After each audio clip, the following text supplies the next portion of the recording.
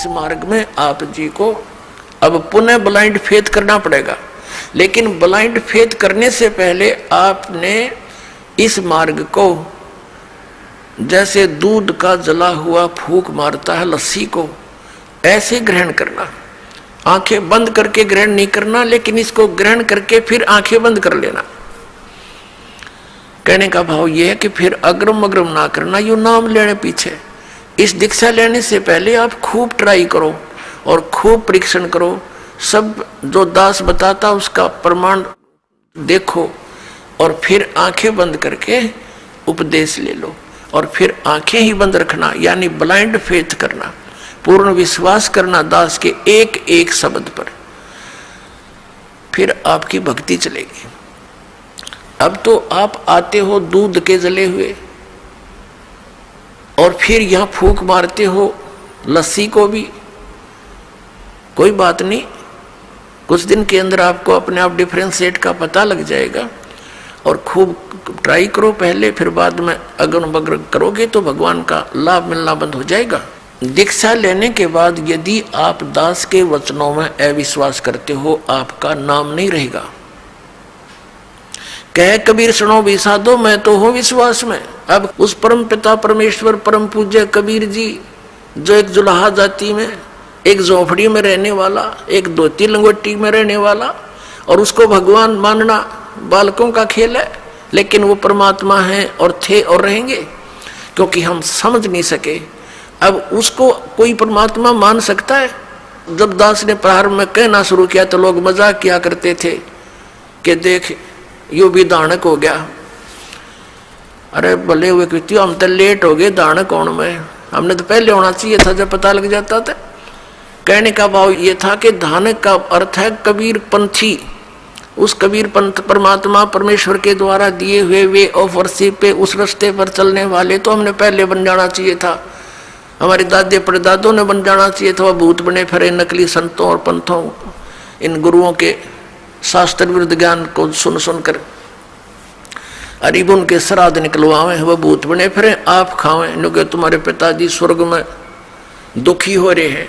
अरे स्वर्ग की तो हो गया जहाँ दुखी हो रहे हैं, नो का नरक में डलवा दिए उल्टी साधना करवा के, और फिर आप पेट भरें और श्राद्ध के तुम्हारे पिताजी खावें। वाह भाई वाह। तो कहने का भाव ये पुण्यात्मा, शास्त्र विरुद्ध साधना करने से हम बहुत हानि उठा चुके हैं। उस दानक जुलाहे कबीर जी को और भगवान मानना, ये भी एक 8वां जुबा के 10वां जुबा समझ लियो। लेकिन वो भगवान है ही, हमारे ना मानने से उनकी वो प्रभुता समाप्त नहीं हो सकती, क्योंकि हम नहीं पहचान पा रहे लाल है ये, हमें विश्वास नहीं हो पा रहा। तो ये हमारी बाल बुद्धि का ही परिणाम है।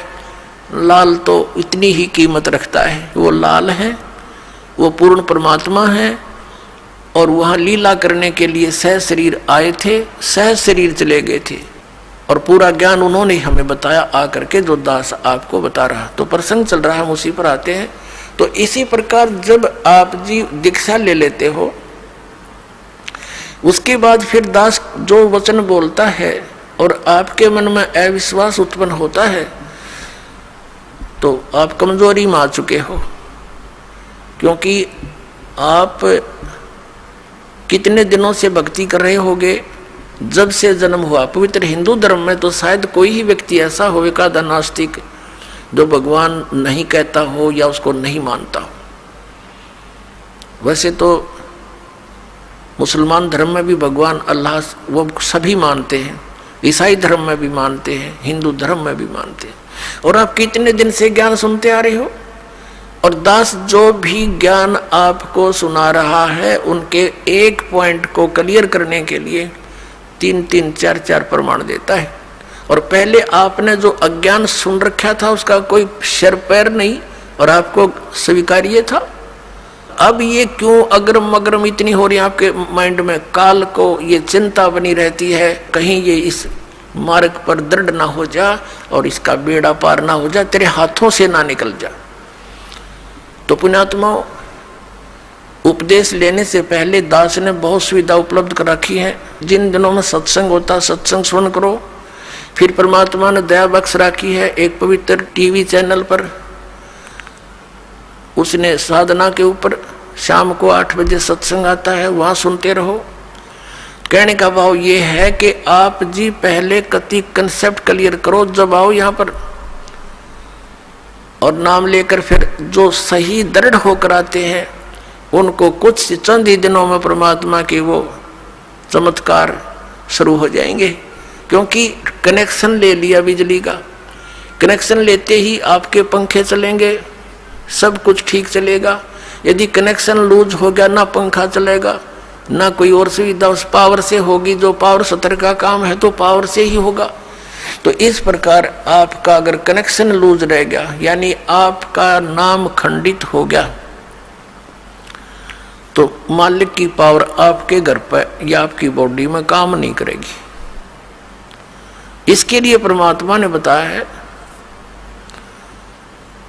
कि अनंत कोट बाजी जहां अमन रचे सकल ब्रह्मांड ही, कहे कबीर मैं क्या करूं ये काल करे जीव खंड।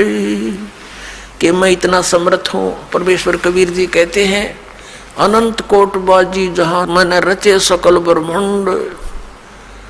और कबीर साहब कहते हैं, आदरणीय गरीबदास साहिब जी को कबीर साहब ने यह ज्ञान दिया था, ये वाणी गरीबदास साहिब जी की है कि कबीर साहब ये कहते हैं, गरीबदास जी उसका समर्थन कर रहे हैं कि कबीर साहब ये कहते हैं कि मैं क्या करूं, युग काल मेरे से जीवों को खंड कर लेता है, इनके नाम खंड करवा के फिर मेरी पावर वहां काम कर नहीं सकती,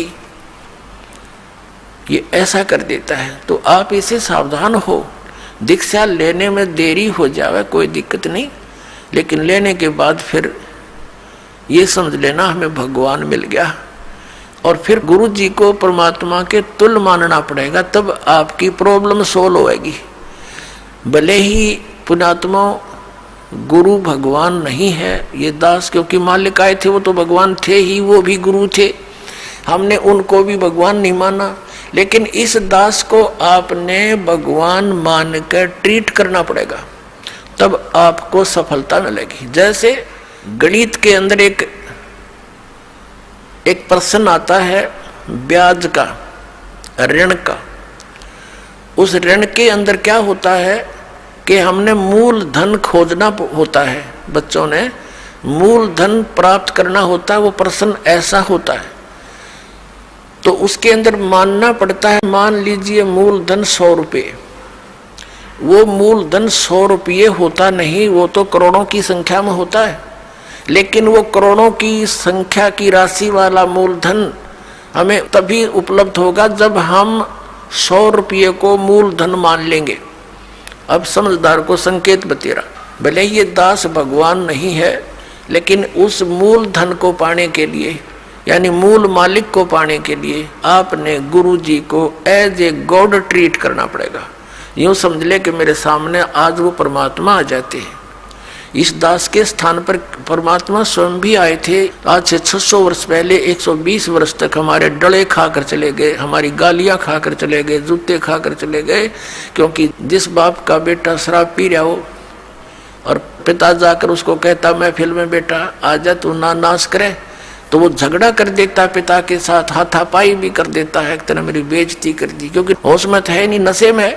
तो हमने यहाँ काल के इस झूठे रंग की भांग पी रखी है।